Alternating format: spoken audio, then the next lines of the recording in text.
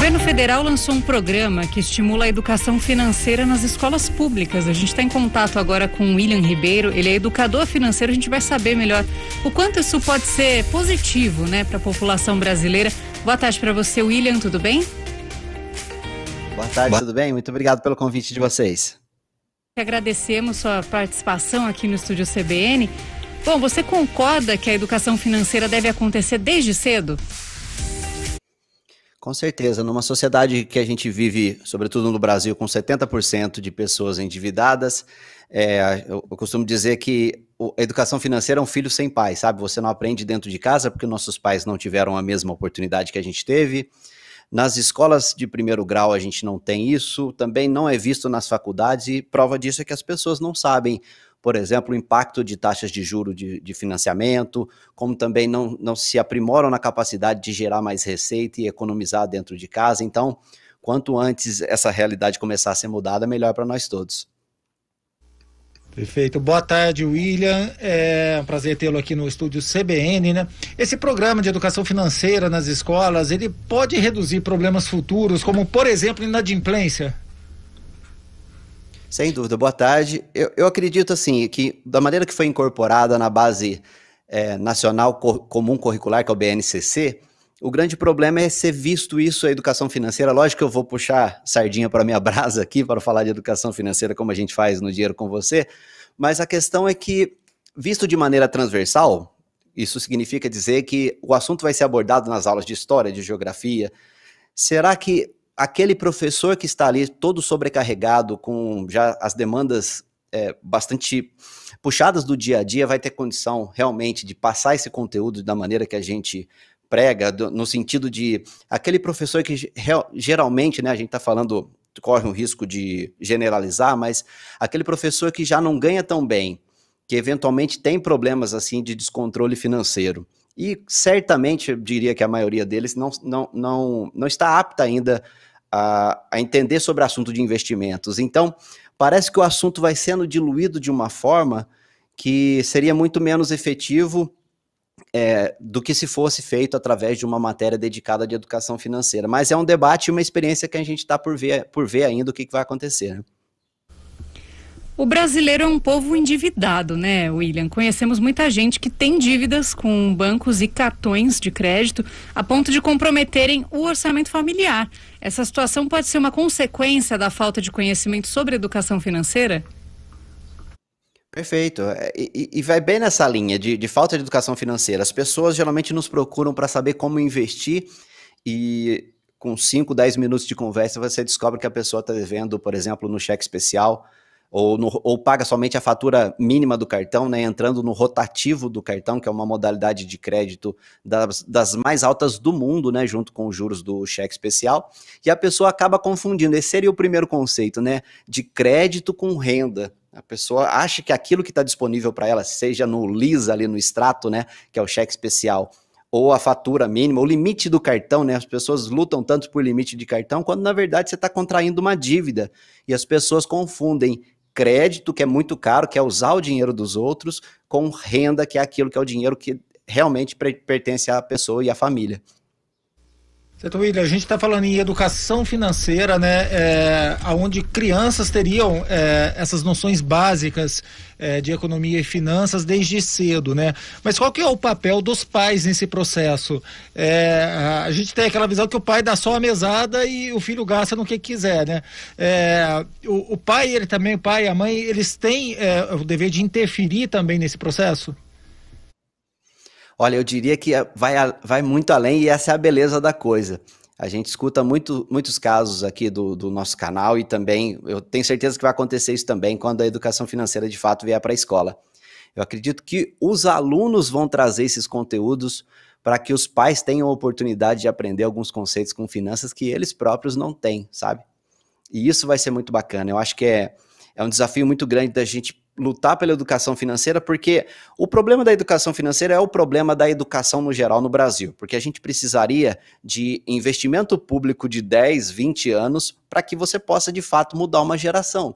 Mas qual governante quer fazer uma injeção de capital, né, para aquele dinheiro poderia ser usado para fins para ele ser reeleito, por exemplo, versus você ter resultado daqui a 10 anos, eventualmente até para um opositor dele colher os frutos. Acho que esse é o problema do Brasil, a gente não pensar no longo prazo. E isso vale tanto para as finanças pessoais, para a educação financeira, mas também de uma maneira mais macro. Eu acho que explica muito porque a educação no Brasil, no geral, e incluindo a educação financeira, é tão pobre.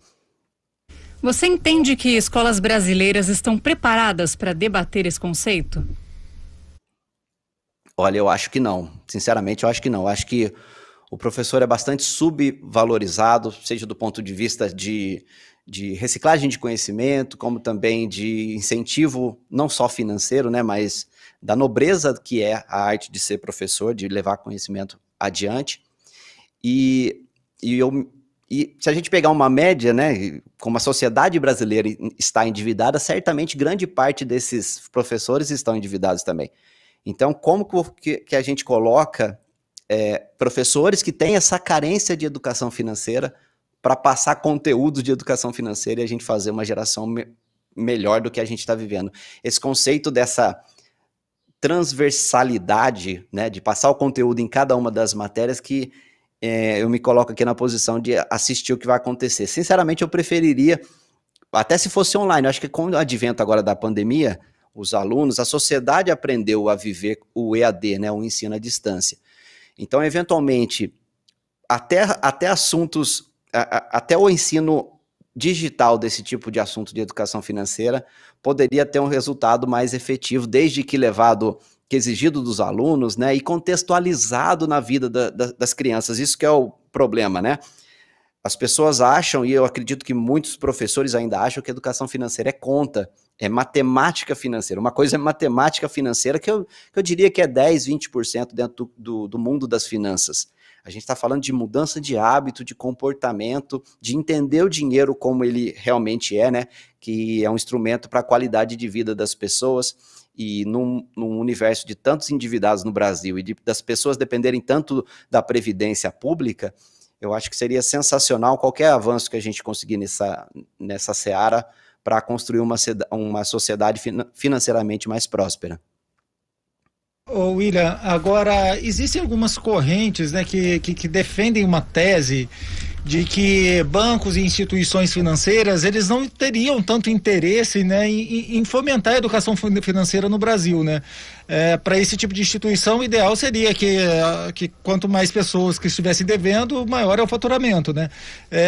Como é que você entende essa questão, essa relação, né, das instituições hoje que oferecem esse crédito que acaba endividando aí a população? A pergunta é excelente, porque tem um limiar, né?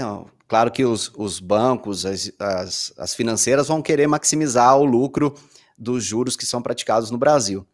Mas, por outro lado, o jogo está começando a mudar. A gente está vendo iniciativas como o Open Banking, que está sendo implementado ainda esse ano no Brasil, o Open Finance, que é onde os dados serão de fato de propriedade das pessoas e você vai poder escolher em qual banco você porta os seus dados. Então eu acho que esse pensamento ele não é sustentável no longo prazo, sabe? Daqui a pouco as pessoas vão ter essa liberdade de escolher qual instituição, por exemplo, até seguro de vida, até planos de previdência, uma vez que tiver todos os dados disponibilizados através do Open Bank, eu vou ter a chance de comparar aquilo e saber qual é o plano de previdência ou seguro de vida que é mais interessante para mim.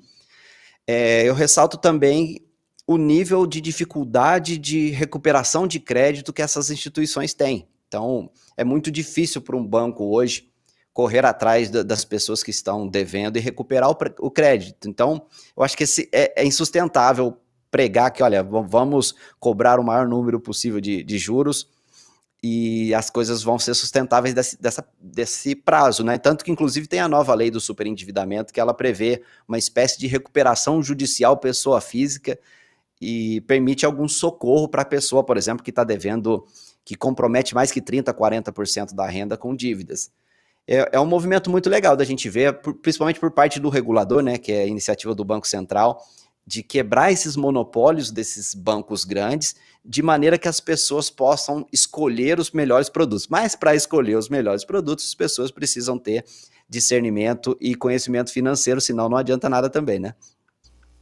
As pessoas tenham logo esse conhecimento, né? Porque é tão fácil e tentador você contrair uma dívida, mas é tão difícil você pagar, né, William?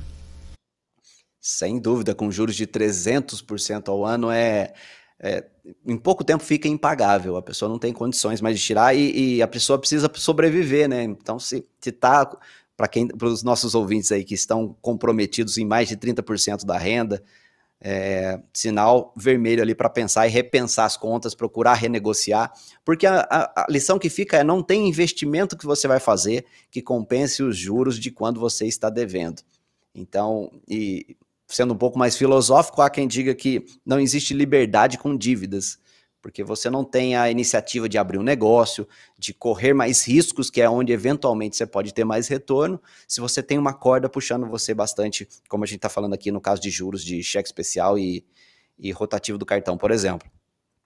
Perfeito. William Ribeiro, educador financeiro, muito obrigado pela gentileza de participar aqui no Estúdio CBN. Eu que agradeço. Um abraço a todos.